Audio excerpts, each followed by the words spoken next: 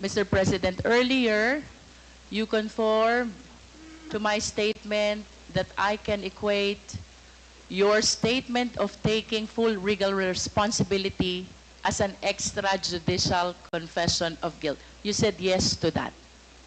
Yeah, indeed. No, I'm just reiterating the question, Mr. President. It's not about guilt or a wrong.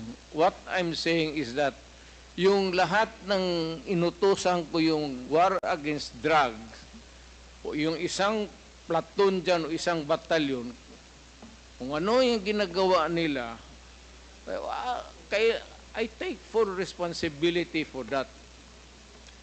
Mr. President, you are surrounded by, I believe, 4 lawyers.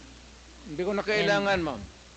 Because you are a lawyer yourself. I can take of myself. I can take care of Yes. myself.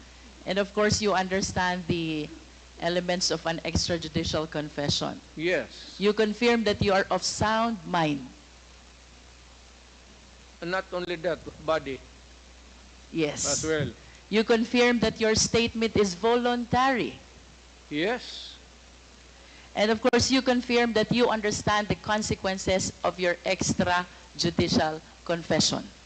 Hindi naman alam ko hindi naman ito korte. So I understand, Mr. President. That's why we call it extrajudicial confession.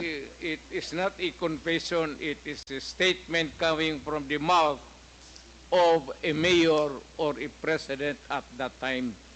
It is not a confession. You are characterizing the word. Mali, ma'am. The only one... Do not characterize that.